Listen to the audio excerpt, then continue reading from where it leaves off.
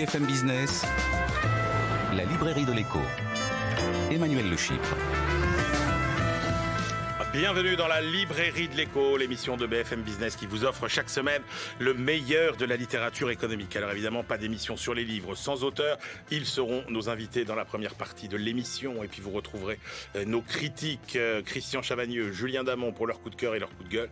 Ensuite, nos chroniqueurs, Pascal Semama, Benaouda Abdelhaim pour les livres qui nous parlent du futur ou du passé, vous verrez. Et puis les livres qui nous parlent d'ailleurs avec la moisson d'études glanées dans le monde entier. De Benaouda. N'oubliez pas tous nos réseaux sociaux, Librairie de l'écho sous toutes ses formes, Instagram, Twitter X, Facebook, LinkedIn, YouTube. Allez voir notre chaîne YouTube.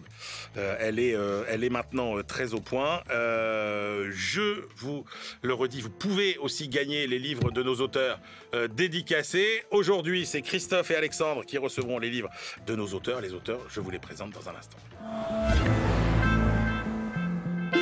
On explore l'avenir de la France aujourd'hui dans la librairie de l'écho. L'avenir politique d'abord. Quelles sont les tendances de fond qui traversent l'électorat français? Comment va se composer le paysage politique des prochaines années? Et puis l'avenir économique, social de la France, sa place en Europe et dans le monde. A-t-on vraiment des raisons d'être si inquiet? Pour répondre à toutes ces questions, deux des plus fins experts de la France et des Français. Experts, je ne sais pas si c'est le mot analyste, spécialiste. Enfin, vous allez voir. Henri Guénaud, bonjour. Bonjour. Henri Guénaud, vous avez conseillé Philippe Séguin, Jacques Chirac et bien sûr Nicolas Sarkozy. Vous avez été commissaire au plan et député. Et vous publiez à la 7e fois Les Murailles tombèrent, un titre que vous allez nous décrypter. C'est aux éditions du Rocher. Jérôme Fourquet, bonjour. Bonjour. Vous êtes directeur du département Opinion à l'IFOP et vous publiez La France d'après, après l'archipel français et La France sous nos yeux. Est-ce qu'on peut parler de trilogie, Jérôme Fourquet, ou est-ce que c'est trois livres qui se succèdent comme ça à un rythme rapide et qui n'ont... Oui, alors il y a un petit côté trilogie avec ce dernier volume qui traite plus des questions électorales et qu'on présente un peu comme la conclusion ou les déclinaisons des autres transformations, notamment économiques, qui ont été détaillées dans les livres précédents. Donc c'est un peu le point d'aboutissement, voilà, et la conséquence ultime. Henri Guénaud, à la 7e fois, Les Murailles tombèrent. C'est quoi ce titre énigmatique? C'est pas très énigmatique. Ce sont Les Murailles de Jéricho. C'est le titre du poème que Victor Hugo, dans Les Châtiments, a consacré à cet épisode biblique. Donc, et dans lequel il décrit à sa façon Josué tournant autour des remparts et finalement faisant s'écrouler les remparts. Alors il explique que tous les jours, les habitants de la ville viennent sur les remparts se moquer de ces Juifs avec leur... Sans penser un instant que ces murailles peuvent s'écrouler, évidemment. Ben oui, parce que les murailles sont tellement solides. Puis avec la trompette et l'arche de l'Alliance, ça est ridicule. Donc il explique au début d'ailleurs que le roi vient sur sa tour de granit, rit beaucoup. Voilà, il est le 6e jour, il revient sur sa tour de granit et il rit. Le roi rit sur sa tour de granit et le 7e, elle s'effondre. Voilà. Est-ce que nous sommes à l'aube du 7e jour, Henri Guénaud? Alors, je ne sais pas si nous sommes à l'aube, mais nous nous en rapprochons tous les jours quand même. Voilà, alors 7 était évidemment un chiffre symbolique, mais nous en rapprochons. Et les murailles, ce sont d'abord pour moi les murailles qui canalisent la nature humaine, qui canalisent la violence qui est dans l'homme, qui tombent les unes après les autres. Si vous voulez. Mais, et ça c'est quand même une des thèses très fortes de votre livre, vous expliquez que plusieurs fois dans l'histoire, on a pensé que le pire ne pouvait jamais se reproduire. Or, à chaque fois, il s'est reproduit. Oui, mais ça c'est Et pourquoi est-ce que ça peut être différent cette fois-ci ou non? Mais non, parce que l'histoire ne se répète pas, dit-on sans arrêt. C'est vrai d'une certaine façon. Elle ne répète jamais de la même façon. Mais nous les hommes, nous répétons sans arrêt. Et ce que nous apprend l'histoire, que nous avons négligé, que nous laissons de côté, puisque nous pensons aujourd'hui plus que jamais que le monde commence avec nous, ce qu'elle nous apprend, c'est ce que nous sommes. Est-ce que nous sommes n'ayant pas changé? Ce qui est arrivé aux générations précédentes peut toujours arriver à nos générations. Voilà. Il y a beaucoup de choses qui changent dans le monde, mais la nature humaine, elle ne change pas. Et donc, quand nous relâchons l'effort de la civilisation, de la civilité, de la culture, de l'éducation, des institutions, du droit, bien la violence qui est dans l'homme finit toujours par oui, mais sauf que tout ce que vous venez de citer, les institutions, l'État, les différentes formes de protection, on a vraiment l'impression aujourd'hui que finalement ça nous rend presque invulnérables. Mais comme on pensait qu'on pouvait plus jamais avoir de grandes épidémies, par exemple. Bah, on pensait en tout cas, on pensait que les grandes épidémies étaient réservées aux pays en développement. Ça explique la raison pour laquelle nous étions si bien préparés aux épidémies. Mais il n'y a pas que la maladie. Enfin, il y a une... Comment dire, la guerre, ça peut plus nous arriver non plus. Vous savez, pendant des années, on a des décennies, on a dit les chars, ça sert à rien. La guerre qu'on appelle maintenant de haute intensité, les chars, les avions, les canons, enfin, tout ça ne servait plus à rien. Et puis d'un seul coup, on découvre que c'est pas loin là et ça sert à quelque chose. Voilà, et on redécouvre même les tranchées. Vous vous rendez compte, la guerre de 14 aux portes de l'Europe. Mais ça ne pouvait pas arriver. Et pourquoi donc ça ne pourrait pas arriver? Et ce qui s'est passé à Gaza, ça ne pouvait pas arriver non plus. Les jeunes qui dansaient à 3 km de Gaza pensaient que ça ne pouvait pas arriver. Et ce qui est arrivé, je veux dire le pire, cette espèce de déchaînement meurtrier, cette espèce de ce massacre, nous en sommes tous capables. Et lorsque nous oublions que nous en sommes tous capables, alors les choses deviennent extrêmement dangereuses. Voilà. Mais qu'est-ce qui vous effraie le plus aujourd'hui? Quels sont les points de fragilité qui vous inquiètent le plus? Mais tout le problème, c'est que ce sont des crises qui se cumulent, qui avancent de façon souterraine depuis des décennies et qui brusquement se coagulent. Alors c'est pas propre à la France, c'est tout l'Occident qui est dans cet état. Regardez l'état de la société américaine, regardez l'état de la Grande-Bretagne, l'état de l'Allemagne. Donc, on oublie le modèle allemand pendant des années, on a oublié que c'était une des sociétés peut-être même la plus duale d'Europe. Vous savez, d'un côté, il y a les grandes entreprises, les grandes PME allemandes, il y a des gens qui ont des emplois stables, durables, extrêmement syndiqués. Et puis de l'autre côté, il y avait les femmes de ménage à 1 euro. Et puis il y a toute l'Allemagne de l'Est qu'on a en réalité jamais réussi, que les Allemands n'ont pas réussi à intégrer pour un tas de raisons sur lesquelles on pourrait revenir. Toutes nos sociétés sont fracturées, voilà, et fracturées de plus en plus profondément. Et vous connaissez le mot de René Girard. Les sociétés divisées, trop divisées, finissent toujours par essayer de rétablir leur unité par la violence. Voilà ce qui m'inquiète le plus. Voilà. Oui, et alors d'ailleurs, l'autre message fort de votre livre, une fois qu'on a dit ça, c'est quand vous parlez de la tentation de la table rase, c'est-à-dire de dire, finalement, l'État, l'éducation, l'autorité, l'industrie même, nos traditions, allez hop, tout ça, on va tout changer.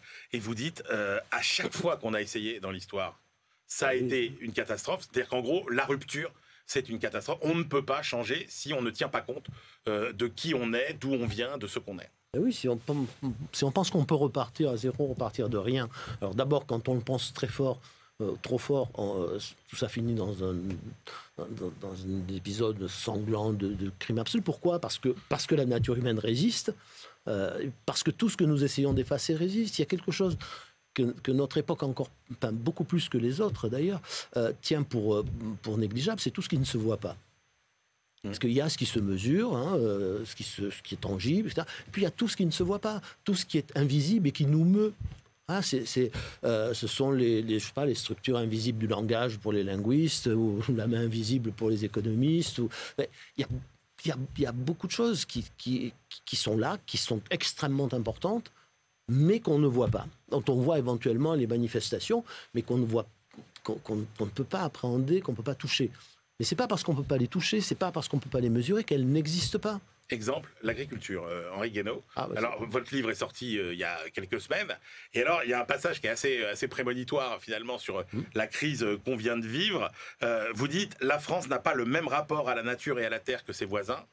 Et vous citez donc une rencontre à laquelle vous avez assisté avec un président de la République, j'imagine Nicolas Sarkozy, qui reçoit un président de la Commission européenne, qu'on ne citera pas, et qui dit à Nicolas Sarkozy, tu ne vas quand même pas sacrifier l'industrie pour quelques poulets. Oui, à propos du Mercosur, qui était déjà en discussion à l'époque, ça fait 20 ans que ça dure. Ben oui, voilà, dans cette phrase, il y a tout le mépris de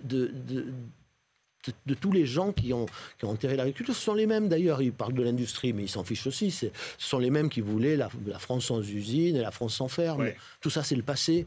Tout ça, c'est rien. Ces formes de table rase. Oui, mais bien sûr. Donc il y a beaucoup de formes de pensée de la table rase qui se sont redéveloppées au cours des dernières décennies. C'est une évidence.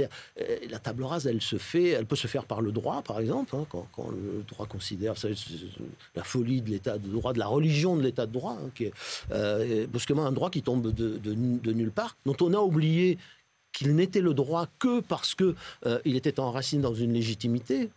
La question du droit, c'est pourquoi on respecte des règles de droit? Parce qu'on les trouve légitimes, et donc il n'y a pas de droit qui soit totalement hors sol, le droit, il tombe pas nulle part, il sort pas de la tête des juristes, le droit. Le droit, il sort du consensus d'une société, d'un peuple autour d'un certain nombre de valeurs et d'héritages qui rendent le droit légitime.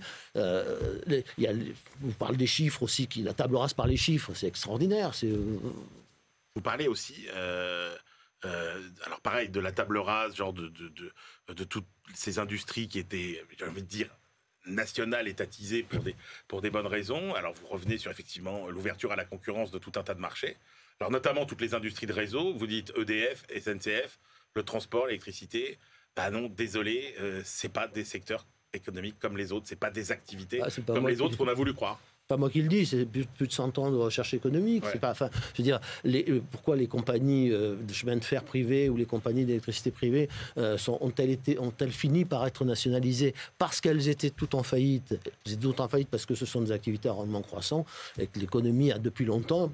Il faut aller voir même chez Valras, grand admirateur de la concurrence parfaite. Il y a bien longtemps qu'on sait que les entreprises à rendement croissant ne peuvent pas obéir aux règles habituelles de la concurrence et qu'elles sont vouées à devenir un monopole, sauf à devenir un monopole privé. Et à ce moment-là, il vaut mieux que ce soit un monopole public. Mais c'est vrai partout. Il n'y a pas un pays qui a échappé à cette logique. Vous êtes très clair, vous dites que c'est une très grave crise de civilisation. Comment on peut en sortir? Est-ce qu'on peut encore éviter la catastrophe d'abord? Vous dites que le pire n'est jamais sûr, mais est-ce qu'il est probable? D'abord, il est bien tard, mais dire, si on pense qu'il n'y a plus aucun espoir, vous savez, moi je pense comme Bernanos que l'espérance est une vertu héroïque. Hein. À des moments, elle est plus héroïque que d'autres. Elle est plus héroïque aujourd'hui. Mais si on renonce à l'espérance, il ne reste plus qu'à aller se coucher et à mourir, quoi. Voilà, donc... Mais l'espérance, c'est une volonté. Hein, c'est pas quelque chose qui vous est donné, c'est quelque chose que vous voulez. Non, c'est l'expression c'est un vouloir, c'est la volonté d'espérer qui fait l'espérance. Et donc, il est bien tard, mais on peut encore. Mais plus le temps passe, plus c'est difficile. Rendez-vous compte, vous prenez des choses très terre à terre, le numerus clausus des médecins. Bon, très bien. Alors, un jour, on décide de faire le numerus clausus, puis un beau jour, malgré le fait que toutes les voix se sont élevées pour dire on va finir par manquer de médecins, etc. On tient sur le... Puis un jour, on décide de l'ouvrir. Mais le jour où vous l'ouvrez, il vous faut 10 ans pour les études de médecine. Après, il faut les formateurs. C'est 4, 5 ans, 6 ans. Ça fait 15, 16 ans. Donc, vous ne verrez les effets de cette mesure que commencer, les premiers effets, que 16 ans plus tard. L'école, vous n'allez pas la reconstruire en 6 mois, ni même en 5 ans. Vous vous rendez compte? Parce qu'il faut tout reconstruire, depuis le cours préparatoire jusqu'aux études universitaires. Bon. Alors, Jérôme Fourquet, notre avenir, il dépend aussi des Français et de leur vote. Ce que dit Henri Guénaud, vous le retrouvez, vous, puisque vous avez écumé la France, vous avez étudié tout ce qui se passe sur vraiment tout le territoire. C'est quelque chose qui résonne, ce que dit Henri Guénaud? Oui, il y a un profond désarroi dans la population française avec l'idée d'un déclassement et d'un déclin collectif et individuel et qui s'est accéléré ces dernières années, notamment du fait de la prise de conscience de l'état assez... on va dire, affaibli de nos services publics essentiels que sont l'école et l'hôpital. Avec une spécificité française, c'est que les services publics ont toujours occupé une place centrale dans notre pays et la nation s'est construite autour de son État. On est ici dans une émission économique. Il y a toujours eu un consensus plus ou moins forcé autour du consentement à l'impôt, mais avec comme contrepartie que les Français avaient le sentiment d'en avoir pour leur argent, parce qu'on leur avait dit qu'ils avaient le meilleur système éducatif au monde et le meilleur système de santé. Et l'état de notre école, alors à la fois les classements internationaux, le fameux classement PISA, mais également, on le voit, j'allais dire, à hauteur d'homme avec les phénomènes de contournement de cartes scolaires qui ne touchent pas uniquement les plus privilégiés. On a souvent ces exemples dans des quartiers sensibles ou des familles modestes, eh bien, mettre de l'argent de côté pour essayer de sortir les enfants du collège de secteur. On regarde ce qui s'est passé dans nos hôpitaux au moment du Covid et ce qui se passe encore dans le secteur des urgences hospitalières. Tout ça entretient l'idée d'un délitement et d'un déclassement. La France qui va bien, Jérôme Fourquet, en gros, c'est la France qui profite de la mondialisation et qui profite du tourisme. Si on vous lit. Oui, bien sûr. Alors, socialement et territorialement, ce que nous appelle la France AAA, vous prenez les littoraux, vous prenez le cœur des grandes métropoles, et cette France-là, les stations de ski, cette France-là, elle va très bien, un certain nombre de vignobles également. Et puis, on a toute une France, alors historiquement, celle des vieux bassins industriels en crise, mais aujourd'hui, ça s'est beaucoup étendu, cette crise du monde agricole. C'est pas uniquement la surtransposition des normes européennes ou les prix qui seraient pas assez rémunérateurs. Il reste en France 380 000 exploitants agricoles, on en avait 1 million en 1988. Donc c'est le dernier carré qui ne veut pas partir dans les poubelles de l'histoire, si je peux dire, et qui va disparaître comme groupe social, en fait. C'est ça qui se joue, c'est une question existentielle. Jérôme, vous dites, en fait, de la Révolution jusqu'au 10 mai 81, le cadastre électoral de la France n'a quasiment pas changé. Par contre, depuis, tout est bouleversé. Pourquoi qu'est-ce qui s'est passé à partir de 81 ? Alors, ça a perduré encore jusqu'à la fin des années 80. En fait, quand vous reprenez... Le titre de mon livre fait référence à un grand livre de sciences politiques, un ouvrage fondateur, c'est André Siegfried, le tableau politique de la France de l'Ouest. Donc, il s'est intéressé qu'à l'Ouest de la France. Mais donc, il montrait bien une espèce de cadastre électoral qui opposait historiquement, depuis la Révolution française, une France conservatrice d'obédience catholique et une France républicaine et laïque. Et si vous regardez dans pas mal d'endroits de l'Ouest de la France les résultats de la fameuse élection présidentielle de 81, on est encore sur la ligne Siegfried d'il y a un siècle et demi. Et, la ligne Siegfried qui n'est pas l'autre ligne Siegfried. Pas l'autre ligne Siegfried. C'est un petit clin d'œil aux historiens qui nous écoutent. Et ces soubassements-là ont été complètement délités, ont volé en éclats. Le catholicisme s'est effondré, donc son empreinte dans la société a disparu, et le pilier qui lui faisait face, la France républicaine et laïque, on est passé à autre chose. Pour faire le lien avec l'actualité immédiate, vous voyez que l'affaire Oudéa-Castéra a rallumé ce qu'on appelle la guerre scolaire en France. Mais historiquement, pour reprendre la chanson fameuse de Sardou, la guerre des deux écoles, c'était justement entre cette France catholique et cette France républicaine et laïque. Aujourd'hui, il y a toujours une guerre où on rallume un combat ou une concurrence entre deux écoles, mais sur un mode anglo-saxon. C'est entre ceux qui ont les moyens de mettre leurs enfants dans les établissements d'élite privés et ceux qui sont cantonnés à mettre les leurs dans des établissements publics dans le niveau. Donc vous voyez bien que les termes même du débat ont changé en l'espace d'une trentaine d'années. Aujourd'hui, sur quel ressort reposent les choix électoraux des Français ? Alors, il y a toujours des choix, des ressorts classiquement opérants, notamment la classe sociale, niveau de revenu, le diplôme, mais on s'aperçoit également que la zone de résidence, on le voit nous à l'IFOP, que vous soyez ouvrier ou employé, selon l'endroit où vous allez habiter, ça ne va pas être forcément le même type de vote. Donc le lieu de résidence joue beaucoup. La question aussi de savoir si on bénéficie ou non de la mondialisation, mais ça va plus loin que ça, c'est pas que gagnant ou perdant, c'est est-ce qu'on est à l'aise avec tout cela ? Il y a une rupture majeure dans notre histoire de longue durée, c'est qu'on a augmenté très sensiblement la proportion de jeunes qui font des études supérieures, et au sein de cette proportion, on a aujourd'hui dans tous les cursus sélectifs, école de management ou commerce ou école d'ingénieur, la fameuse année de césure. Et donc on fabrique à plein régime, si je puis dire, ce que l'essayiste britannique David Goodhart appelle des anywhere. C'est des gens qui sont à l'aise dans cette globalisation. Et puis on a toute une France somewhere, c'est-à-dire des gens... La France, c'est quelque part. De quelque part qui sont...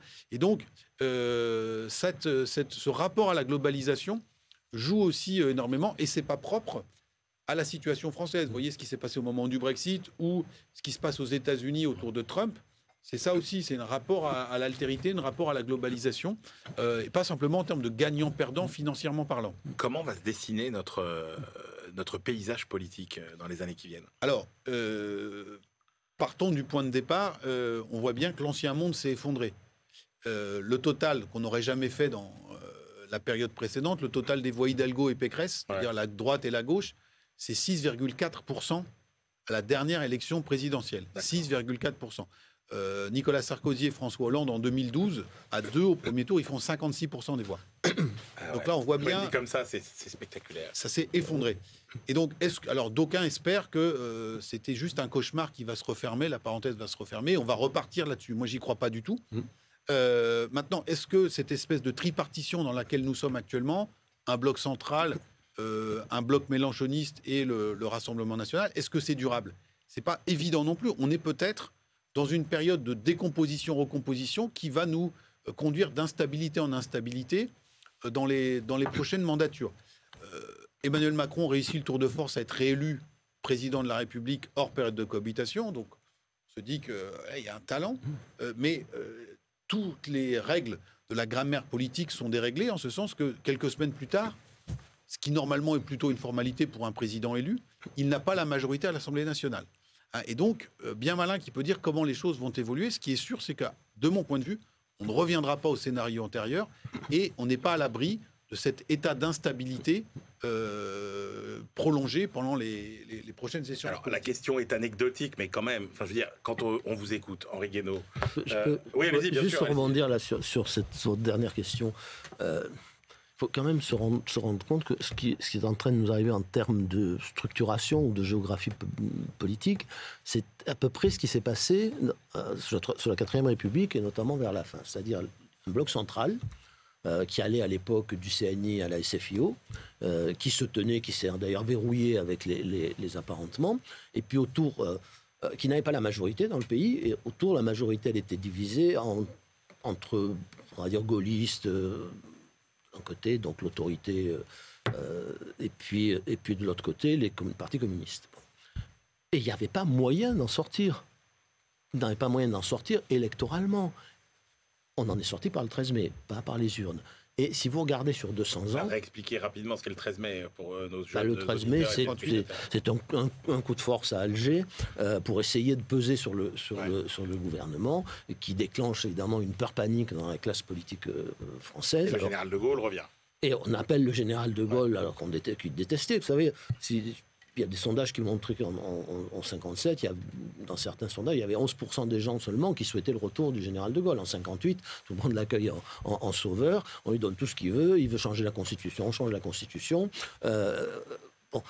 Parce que les parlementaires avaient peur d'être jetés à la Seine par les parachutistes. Mais si vous regardez sur 200 ans, nous ne sommes jamais sortis des crises politiques majeures, par les urnes. On sort de la fin de la Révolution par le 18 Brumaire, des deux crises de la Restauration par 1830-1848, la crise de la Seconde République par le 2 décembre, la fin de la Troisième par l'effondrement, et puis le 13 mai pour la 4e. Qu'est-ce que serait... Est-ce que vous voyez, comme c'est le danger, question à tous les deux, Jérôme Fourquet, est-ce qu'il y a une offre politique qui pourrait se dessiner et satisfaire, entre guillemets, les aspirations des Français? Alors moi, vous faisiez référence à un livre précédent qui s'appelait L'Archipel français, donc on est de société qui est fragmentée. Ouais. Là où je rejoins Henri Guénaud, c'est sur la difficulté à fédérer 50% des gens sur un bloc. C'était l'avantage de la France de Siegfried, avec les deux blocs où, dit autrement, pour ceux qui ont des références cinématographiques, dont Camillo et Pépone, là, tout ça, c'est derrière nous. Et donc, aujourd'hui, c'est très compliqué d'arriver à agréger une majorité suffisante. Et Emmanuel Macron a réussi le tour de force de se faire réélire, mais les institutions de la 5e ne lui permettent pas de faire un 3e mandat. Et on s'interroge quand même sur la capacité de ce bloc central à rester cohérent. Non, mais là, ce que vous décrivez tous les deux, et la question est anecdotique parce qu'on ne va pas faire de la politique fiction. Enfin, tout ce que vous décrivez tous les deux dans un premier temps, avant la recomposition qui est encore yellow, c'est quand même un chemin pavé de rose vers l'Élysée pour Marine Le Pen. Non, alors, c'est pas forcément le scénario le plus plausible, mais il est aujourd'hui sur la table. Je donne 2 chiffres, 3 chiffres.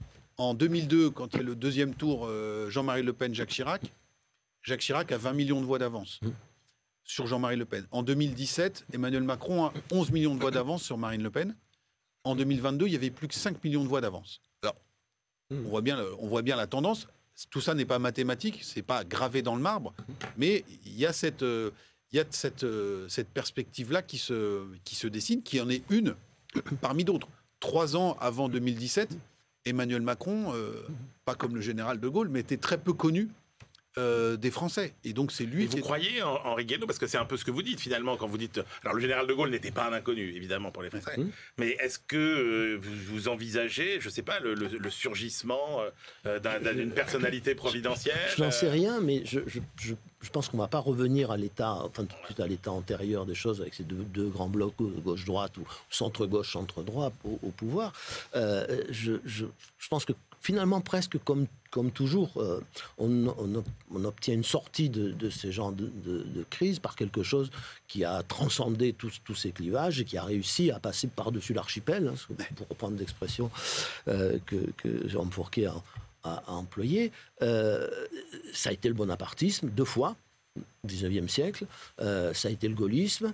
C'est-à-dire que quelque chose qui transcende. Alors, la question est de savoir quel visage cette façon de transcender aura. C'est-à-dire que nous, on a eu de la chance. Bon, en gros, Bonaparte, Napoléon III, De Gaulle, tout ça, c'est plutôt de la chance si on compare Mussolini, Hitler ou Staline à sa façon. Mais je veux dire que il va bien falloir justement que cette unité qui est complète... Parce que la dispersion ou l'éclatement du paysage politique correspond à l'éclatement de la société. Hein, c'est pas un hasard.